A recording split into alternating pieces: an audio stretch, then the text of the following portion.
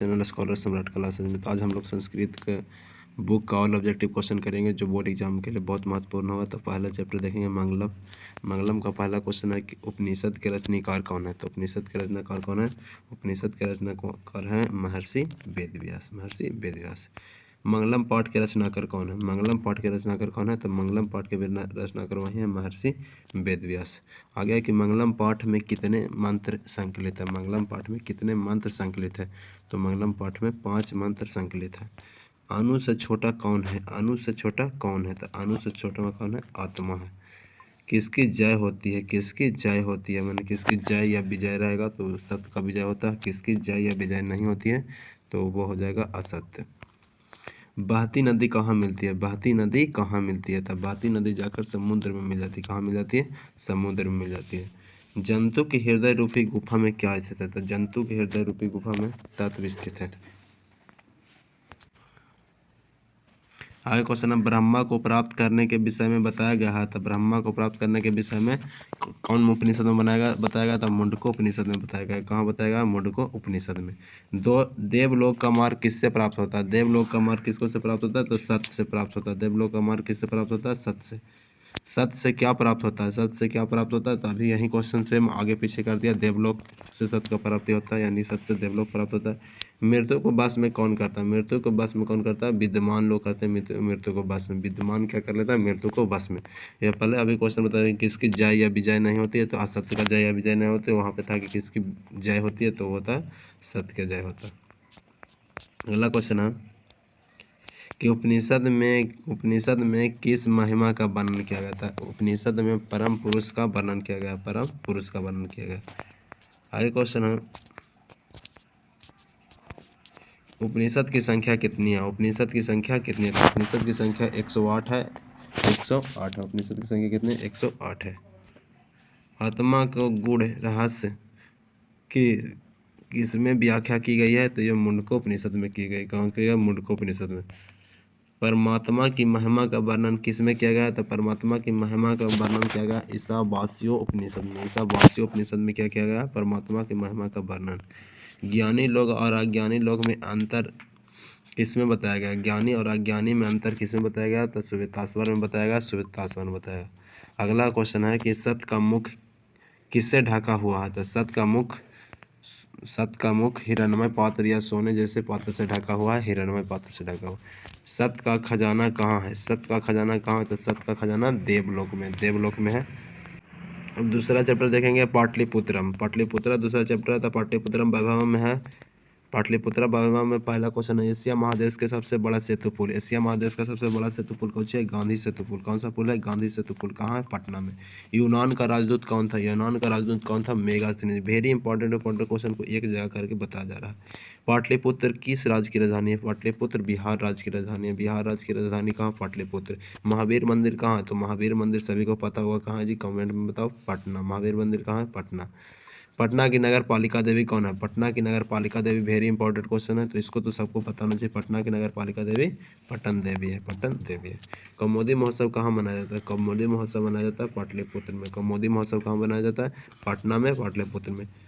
किसके शासनकाल में पटना की शोभा तथा रक्षा व्यवस्था अति उत्कृष्ट थी? किसके समय में? तो चंद्रगुप्त मौर्य के समय में। चंद्रगुप्त मौर्य के समय। पाटलिपुत्र का नामांतर क्या है? पाटलिपुत्र का नामांतर क्या है? तो इतना 4 को ऑप्शन में से कुसुमपुर होगा। पुष्पुर भी पटना का नाम है लेकिन ऑप्शन पुष्पुर आएगा तो पुष्पुर न था। कुसुमपुर है, पाटिलग्राम है, पटना है, पाटलिपुत्र, ऐसा पटना का नाम है। आगे कूटनीमत के रचनाकार कौन है? तो कूटनीमत के रचनाकार है दामोदर गुप्त। दामोदर गुप्त क्या? कूटनीमत के रचनाकार है। अगला क्वेश्चन है कि चंद्रगुप्त किस वंश का संस्थापक था? चंद्रगुप्त था मौर्य वंश का संस्थापक। मौर्य वंश का संस्थापक क्या? सिखों के 10वें गुरु कौन थे? सिखों के 10वें गुरु गुरु गोविंद सिंह थे। पहला था गुरु नानक। पहला गुरु गुरु नानक। पाटलिपुत्र का बुद्ध काल में नाम क्या था? पाटलिपुत्र के बुद्ध काल में नाम था पाटलीग्राम। पाटलीग्राम। पटना में किस दिशा में गंगा नदी बहती है? तो पटना में उत्तर दिशा की ओर गंगा नदी बहती है। उत्तर दिशा की ओर। किस काल में पटना का नाम पाटलीग्राम था? तो ये था बुद्ध के काल में पटना का नाम पाटलीग्राम। गोलघर कहाँ स्थित है? तो गोलघर पटना में स्थित है। गोलघर कहाँ स्थित है? पटना में। पाटलिपुत्र का इतिहास कितना पुराना था? पाटलिपुत्र का इतिहास 2500 वर्ष पुराना, 2500 वर्ष पुराना। किस काल में पटना नाम प्रसिद्ध हुआ? तो ये हुआ था आधुनिक काल में। आधुनिक काल में पटना नाम प्रसिद्ध हुआ। गांधी सेतु पुल कहाँ स्थित है? तो गांधी सेतु पुल पाटलिपुत्र यानी पटना में स्थित है, अभी बताया हुआ क्वेश्चन है। तो पटना शब्द की किस शब्द से उत्पत्ति हुआ? तो पटना शब्द की उत्पत्ति पतनाथ से हुआ। पतन शब्द से होता है, पतन नहीं तो पतनाथ से होता है, पतनाथ। ये सी वाला आंसर हुआ, पतनाथ सब लिखा। पाटलिपुत्र में किस महापुरुष की जन्म स्थल है? तो यह है गुरु गोविंद सिंह का जन्म स्थल, गुरु गोविंद सिंह का जन्म स्थल। अब तीसरा लेसन देखेंगे आलस कथा। तो आलस कथा से पहला क्वेश्चन है कि मैथिल कोकिला के नाम से किसे जाना जाता है? तो मैथिल कोकिला के नाम से विद्यापति को जाना जाता है। अगला क्वेश्चन है कि आलस कथा पाठ कहाँ से संकलित है? तो आलस कथा पुरुष परीक्षा से, पुरुष परीक्षा से। मिथिला का मंत्री कौन था? मिथिला का मंत्री कौन था जी? तो वीरेश्वर था। वीरेश्वर क्या था? मिथिला का मंत्री था। मनुष्य को कौन नष्ट कर देता? मनुष्य को आलस नष्ट कर देता। मनुष्य को कौन नष्ट कर देता? आलस। भीषण भूख लगने पर भी कौन कुछ नहीं कर पाता है? कौन कुछ नहीं कर पाता? इसका आंसर आप लोग कमेंट में कीजिएगा, कमेंट में बताइएगा कि कौन भूख लगने पर भी कुछ नहीं कर सकता। अगला क्वेश्चन है कि वीरेश्वर नाम का मंत्री कहाँ रहता है? वीरेश्वर नाम के मंत्री कहाँ रहता है? तो ये मिथिला में रहता है। मिथिला में वीरेश्वर नाम के मंत्री रहता है। आलसियों को कौन अन्न और वस्त्र देते थे? तो आलसियों को वीरेश्वर अन्न और वस्त्र देते थे। आलसी पुरुष कितने थे? आलसी पुरुष थे 4 गो आलसी पुरुष था। क्या आलसी पुरुष थे? 4 गो। आलस कथा पाठ में किस दोष का वर्णन किया गया? आलस कथा पाठ में किस दोष का वर्णन किया गया? इसका भी आंसर आप लोग कमेंट में कीजिएगा, क्योंकि इसका आंसर बहुत ही सिंपल है, जिसको हमको नहीं लगता कि बताना होगा। 10वां नंबर क्वेश्चन है मैथिल कवि कौन था? मैथिल कवि कौन है? तो मैथिल कवि विद्यापति हैं, विद्यापति हैं। 11 नंबर क्वेश्चन है कि आलस कथा किस प्रकार की कथा? आलस कथा है व्यंग्यात्मक कथा, व्यंग्यात्मक कथा। आलस कथा पाठ के लेखक कौन है? तो आलस कथा पाठ के लेखक विद्यापति हैं। चलो आगे क्वेश्चन है कि आलसशाला में आग क्यों लगाई गई? आलस कथा में आग क्यों लगाई गई? तो ये लगाया गया था आलसियों की परीक्षा के लिए, परीक्षा के लिए आलसियों की आग लगा दिया। आलस कथा में किस महत्व का वर्णन किया गया था? आलस कथा में मानव गुण का वर्णन किया गया। गरीब और अनाथों को प्रतिदिन कौन भोजन कराते थे? तो मंत्री जो थे, तो मंत्री कौन था? वीरेश्वर। तो वही वीरेश्वर सबको अन्न भोजन करवाते थे। कारुणिक के बिना किसकी गति नहीं है? कारुणिक के बिना किसकी गति नहीं है? तो ये आलसियों की गति नहीं है। आलसशाला में क्यों आग को देखकर आलसशाला में लगे आग को देखकर कौन भाग गया था? आलसशाला में आगे लाग को देखकर यहाँ पे धूर्त लोग भाग गए। धूर्त लोग जो बनावटी आलसी था वो सब भाग गए। अब देखेंगे चौथा चैप्टर संस्कृत साहित्य लेखिका। संस्कृत साहित्य लेखिका से पहला क्वेश्चन है कि क्षमा राव किस काल के लेखक है? तो क्षमा राव जो है जो आधुनिक काल के, पूरा नाम पंडिता क्षमा राव। पुरुषों और नारियों के सहयोग से किसकी गाड़ी चलती है? तो ये समाज की गाड़ी किसको चलती है? पुरुषों और नारियों के सहयोग से। कंपन राय की रानी कौन थी? कंपन राय की रानी जो थी, कंपन राय की रानी थी गंगा देवी। गंगा देवी क्या था? कंपन राय की रानी थी। इंद्राणी का वर्णन किस वेद में? तो इंद्राणी का वर्णन सामवेद में। मीरा लहरी के लेखक कौन है? मीरा लहरी के लेखक कौन है? मीरा लहरी के लेखक पंडिता क्षमा राव है। अगला क्वेश्चन संस्कृत साहित्य लेखिका पाठ में किसके महत्व का वर्णन किया गया? तो ये औरत के महत्व का वर्णन किया गया। 7वां नंबर क्वेश्चन है कि आधुनिक संस्कृत साहित्य लेखिका में कौन प्रसिद्ध है? तो ये प्रसिद्ध है क्षमा राव। क्षमा राव सबसे प्रसिद्ध है। शंकर चरितनाम के रचनाकार कौन है? तो ये भी पंडिता क्षमा राव। लौकिक संस्कृत साहित्य में 40 कवित्रियों में प्रथम कल्पा कौन थी? तो ये था विजयंका। विजयंका क्या था? प्रथम कल्पा। अगला क्वेश्चन है ऋग्वेद में कितनी महिलाओं का वर्णन किया गया? तो ऋग्वेद में 24 महिलाओं का वर्णन किया गया। अथर्ववेद में कितने महिलाओं का वर्णन किया गया था? अथर्ववेद में 5 महिलाओं का वर्णन किया। अच्युत राय की रानी कौन थी? तो अच्युत राय की रानी थी त्रिम्बलम्बा। त्रिम्बलम्बा। किस युग में मंत्रों की दर्शिका के ने केवल ऋषि बल्कि ऋषि का भी थी? तो ये थे वैदिक युग। वैदिक युग। याज्ञवल्क्य ने अपनी पत्नी को क्या शिक्षा दी? याज्ञवल्क्य ने अपनी पति को आत्म तत्व की शिक्षा दी। आत्म तत्व की शिक्षा दी। मधुरा विजयम महाकाव्य की रचना किसने की? मधुरा विजयम महाकाव्य की रचना किसने की? तो ये किए थे गंगा देवी। गंगा देवी। बदराम्बिका परिणय संहाकाव्य की रचना किसने की? तो ये किए थे तिरुवलम्बा। तिरुवलम्बा। जनक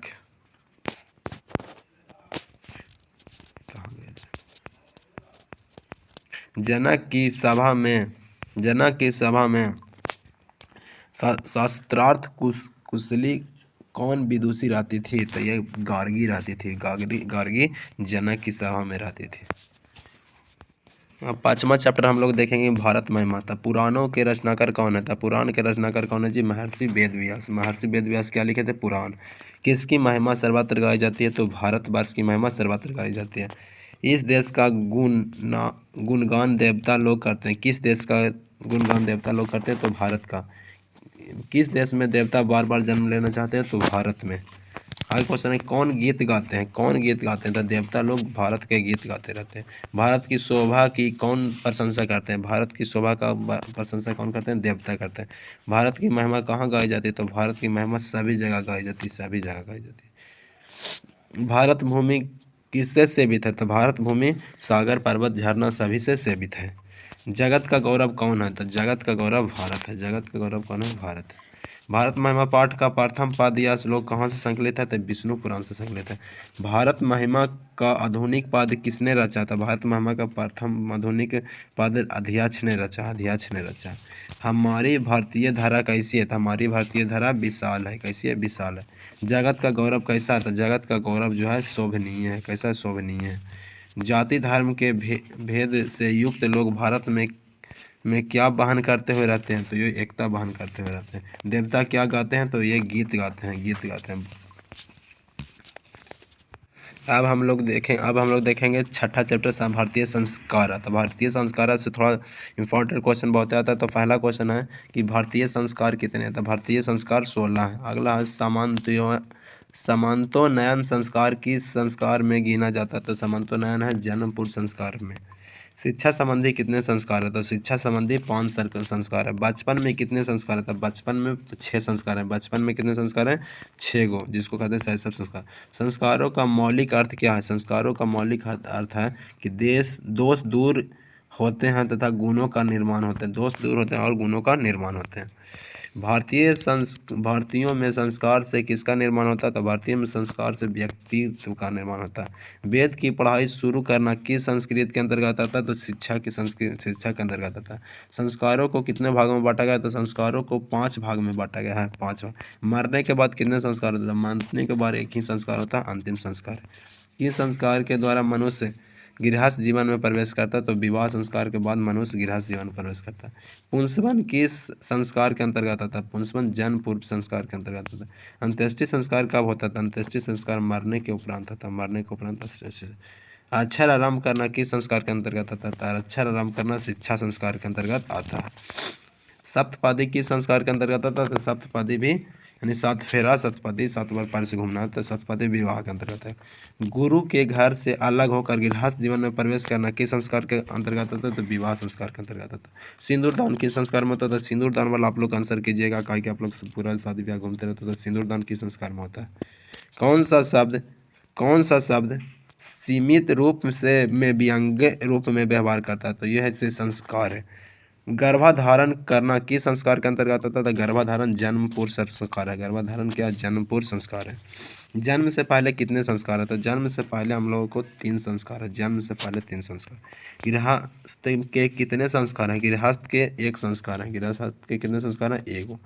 नामकरण किस संस्कार के अंतर्गत आता है? तो नामकरण शैशव संस्कार के अंतर्गत आते हैं। आगे क्वेश्चन है, अंतिम क्वेश्चन।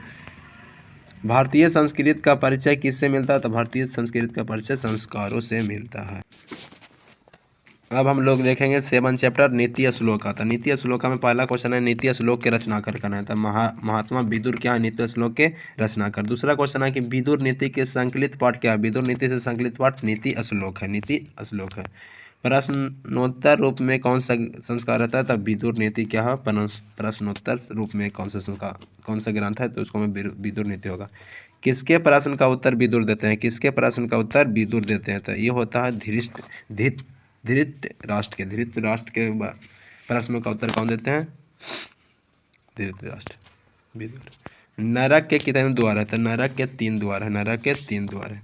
क्षमा किसकी हत्या करता? तो क्षमा क्रोध की हत्या करता है। कौन सबसे श्रेष्ठ धन है?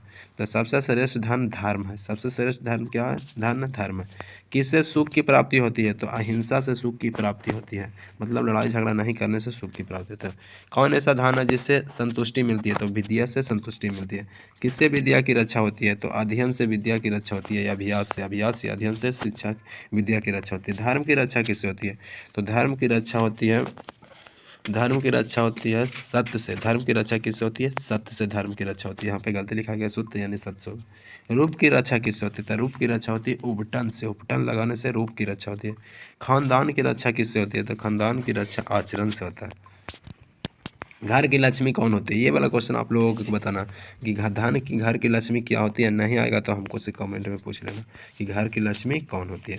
अगला क्वेश्चन ये तो सिंपल। अपसाई को कौन नष्ट करता है? तो अपसाय को नर्मता नष्ट करता है। अपसाय को कौन नष्ट करता है? नर्मता। नर्मता जो है नर्मता गरीबी को समाप्त करता है जी। अपसाय को करता है नर्मता, और गरीबी को कौन समाप्त करता है? तो उद्योग गरीबी को समाप्त करता है। अगला क्वेश्चन है अशुभ लक्षणों को कौन समाप्त करता है? तो अशुभ लक्षणों को स्वव्यवहार समाप्त करता है। प्रगति की इच्छा रखने वाला मनुष्य को कितने दोषों को त्याग देना चाहिए? तो प्रगति की इच्छा रखने वाला मनुष्य को 6 दोषों को त्याग देना चाहिए। अगला क्वेश्चन है कि काम क्रोध और लोभ के कितने द्वार है? तक काम क्रोध लोभ के किसके द्वार है? तक नरक के द्वार है काम क्रोध और लोभ। अब हम लोग देखेंगे कक्षा 10 के 8वां चैप्टर कर्मवीर कथा। तो कर्मवीर समाज के किस वर्ग की कथा है? तो ये दलित वर्ग की कथा। अगला क्वेश्चन है कि स्नातक परीक्षा में प्रथम स्थान पाकर किसकी ख्याति बढ़ी है? तो ये बढ़ी है राम प्रवेश राम की। अगला क्वेश्चन, करमवीर कहाँ के रहने वाला था? करमवीर जो रहने वाला था कहाँ के रहने वाला था? तो ये था भीखन टोला का। भीखन टोला का। शिक्षक ने किसे पढ़ाना आरंभ किया? तो ये राम प्रवेश राम को पढ़ाना आरंभ किया। अगला क्वेश्चन है कि करमवीर राम प्रवेश राम के यहाँ उन्नत स्थान पाया केंद्रीय लोक सेवा परीक्षा में। केंद्रीय लोक सेवा परीक्षा में किससे अथार भाव में भी राम प्रवेश ने महाविद्यालय में प्रवेश किया? पिता के। भीखन टोला किस प्रांत में है? भीखन टोला कहाँ है? ये इसका आंसर आप लोग करें। नहीं आता तो कमेंट कीजिएगा कि सिंपल क्वेश्चन, भीखन टोला कहाँ है? जो बिहार है कि यूपी है कि मध्य प्रदेश की राजस्थान? भीखन टोला देखने कौन आया था? तो भीखन टोला आया था शिक्षक देखने। कौन आया था? शिक्षक। स्नातक परीक्षा में राम प्रवेश राम ने विद्यालय में कौन सा स्थान प्राप्त किया था? तो ये किए थे प्रथम स्थान। अगला क्वेश्चन है करमवीर ने कौन सा पद प्राप्त किया था? करमवीर ने जो पद महत्तम पद प्राप्त किया। महत्तम पद प्राप्त किया। लक्ष्मी किस प्रकार से व्यक्ति के पास आती है? तो लक्ष्मी आता है उद्योगी के पास। किस तरह के व्यक्ति के पास? उद्योगी पुरुष के पास। राम प्रवेश राम ने किस परीक्षा में उन्नत स्थान किया था? तो ये किया था केंद्रीय लोक सेवा में। तो क्वेश्चन हो चुका। अगला क्वेश्चन है किसकी ख्याति सभी जगह गूंजती है? तो ये राम प्रवेश राम की ख्याति सभी का जगह गूंजने लगी। परिश्रमी पुरुष को कौन वरण करता है? तो ये करता है लक्ष्मी वरण करती है परिश्रमी पुरुष को। दलित पुरुष का नाम क्या था? तो दलित पुरुष का नाम था राम प्रवेश राम। करमवीर कौन था? तो करमवीर कौन था? तो करमवीर था जो ही राम प्रवेश राम था। बालक किससे शिक्षण शैली के उत्कृष्ट? तो शिक्षक से शिक्षण शैली के लिए।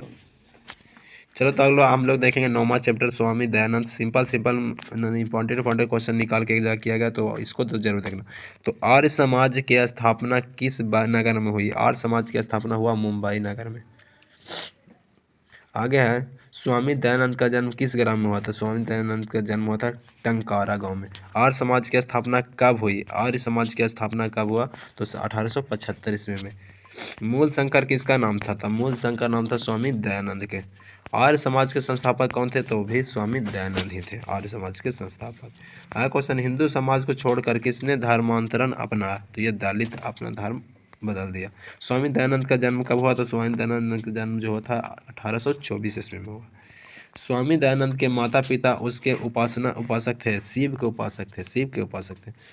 स्वामी दयानंद का निधन कब हो गया? तो ये हो गया था इनका निधन 1883 ईस्वी में इनका निधन हो गया। स्वामी दयानंद कौन थे? तो स्वामी दयानंद आर्य समाज के संस्थापक थे। समाज सुधारक कौन थे? तो स्वामी दयानंद ही समाज सुधारक थे। स्वामी दयानंद का जन्म किस प्रांत में हुआ था? ये कहाँ इनका जन्म हुआ था? तो इनका जन्म जो हुआ था गुजरात में। अब सत्यार्थ प्रकाश किसकी रचना है? तो सत्यार्थ प्रकाश भी स्वामी दयानंद का ही है। किसके रहने पर स्वामी दयानंद ने वैदिक ग्रंथ का प्रचार किया? तब बिरजानंद के रहने पर। निम्न में कौन मूर्ति पूजा के विरोधी थे? तो स्वामी दयानंद जो थे मूर्ति पूजा के विरोधी थे। घर छोड़कर स्वामी दयानंद कहाँ गए थे? तो ये गए थे मथुरा। स्वामी दयानंद का जन्म कहाँ हुआ था? तो ये हुआ था गुजरात के टंकारा गांव में, गुजरात के टंकारा गांव में। अगला बस क्वेश्चन खत्म। अब हम लोग देखेंगे 10वां चैप्टर मंदाकिनी वर्णन। तो मंदाकिनी वर्णन पाठ के रचनाकार कौन है? पहला क्वेश्चन है तो इसका महर्षि वाल्मीकि जो रामायण लिखे हैं उसी। तो रामायण पाठ के रचनाकार कौन है? तो वो भी वाल्मीकि है, नीचे आ गया।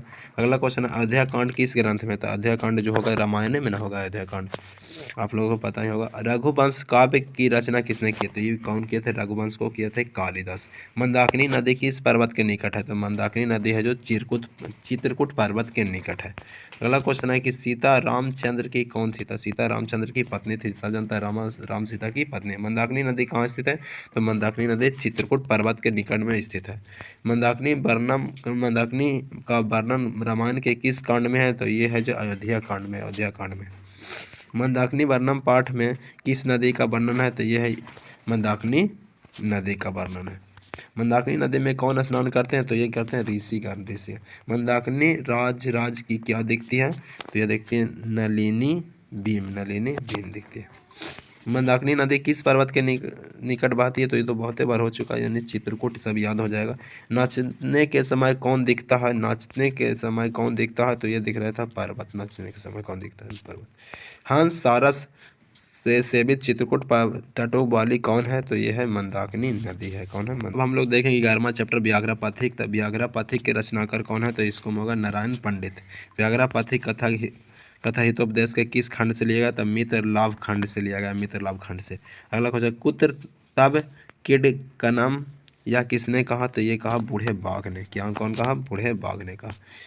कौन स्नान किए हुए हाथ में कुश लिए तालाब के किनारे बोल रहा था? तो यही व्याघ्र बोल रहा था, बाघ बोल रहा था। पथिक किसके द्वारा मारा और खाया गया था? इसको कौन मारा और खाया? बूढ़ा बाघ द्वारा। बूढ़ा बाघ उसको मार के खा गया। व्याघ्रा के हाथ में क्या था? तो व्याघ्रा के हाथ में स्वर्ण कंगन था। क्या था? स्वर्ण कंगन। हितोपदेश का अर्थ क्या? हितोपदेश का हित का उपदेश था। पथिक को किसने मारा था? पथिक को मारा था ये व्याघ्रा। पथिक कहाँ फंस गया था? पथिक फंस गया कीचड़ में। कीचड़ में क्या होगा? पथिक फंस गया। व्याघ्रा पथिक कथा से क्या दुष्परिणाम प्रकट होता है? तो हमको लोभ नहीं करना चाहिए, लोभ प्रकट होता। कौन लोभ से प्रभावित हुआ? तो ये हुआ था पथिक, लोभ से प्रभावित हुआ, तब न मारा गया। कौन वंशहीन था? तब व्याघ्र क्या था? वंशहीन था, वो बोल रहा था। क्रिया किसके द्वारा भार स्वरूप हो जाता है? तो ये होता है ज्ञान के बिना। दानशील कौन था? दानशील कौन था? तो दानशील व्याघ्र यानी बाघ था। व्याघ्र पथिक कथा किस ग्रंथ से लिया गया? तो यह है जो हितोपदेश से लिया गया।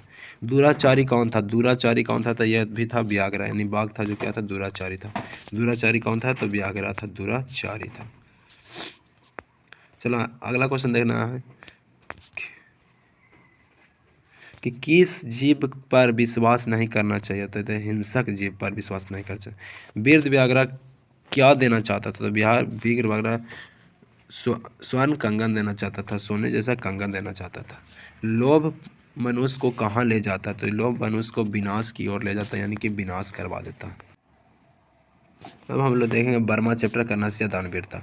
तो कर्णस्य दानवीरता पाठ कहाँ से लिया गया? तो ये लिया गया कर्णभार से लिया गया, कर्णभार से। महात्रा भिक्षा याचक ऐसा किसने कहा? तो ये कहा शक्र ने। सूर्यपुत्र कौन था? सूर्यपुत्र कर्ण था। भास के कितने नाटक हैं? भास के 13 नाटक हैं। कर्ण किसके पक्ष से युद्ध लड़ रहा था? कर्ण लड़ रहा था कौरव के पक्ष से। कहाँ से? कर्ण, कहाँ से? कौरव। ब्राह्मण रूप में कौन प्रवेश किया था? ब्राह्मण रूप में इंद्र प्रवेश किया। दानवीर कौन था? तो दानवीर कर्ण था। कर्ण किस देश का राजा था? तो कर्ण था अंग वंश का राजा।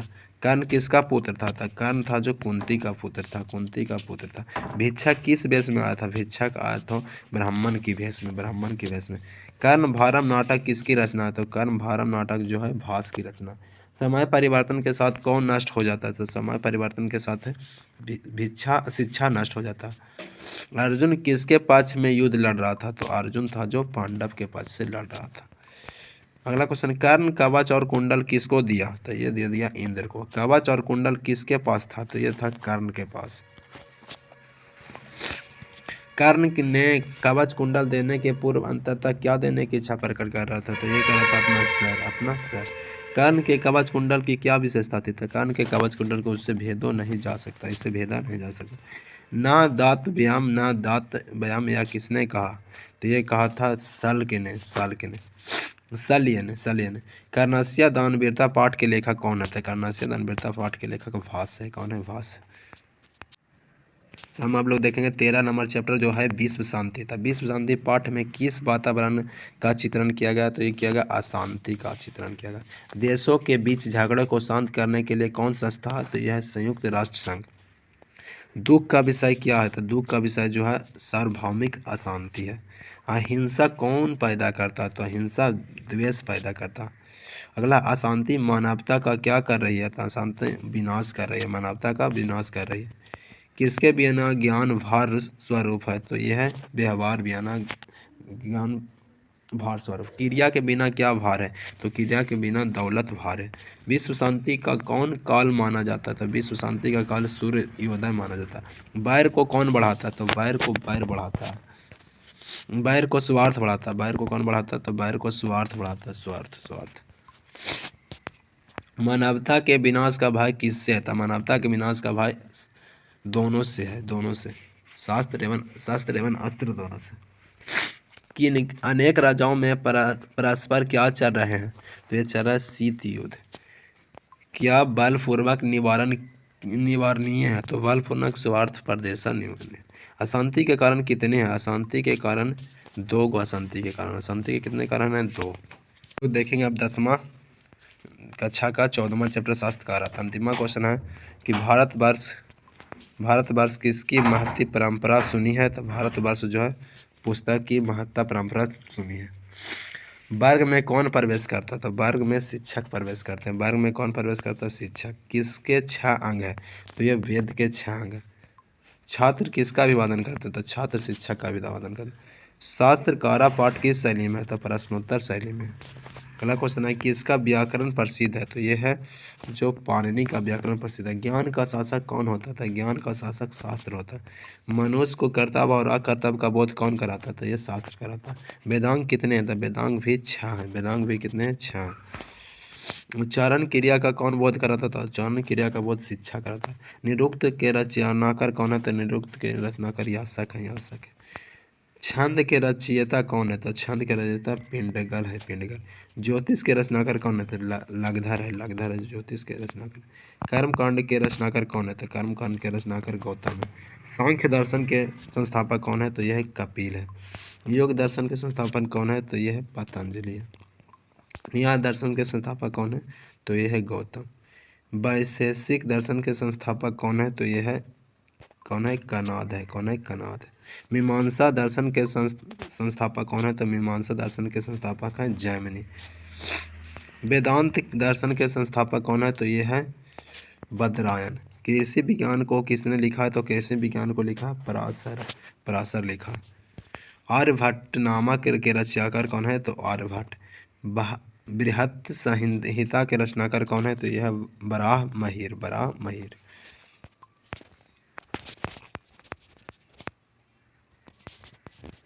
मनुष्य को सांसारिक विषयों की आसक्ति या विरक्ति का उपदेश कौन देता है? ये उसे कहते हैं शास्त्र कहते हैं। चरक संहिता क्या है? तो चरक संहिता जो आयुर्वेद शास्त्र है।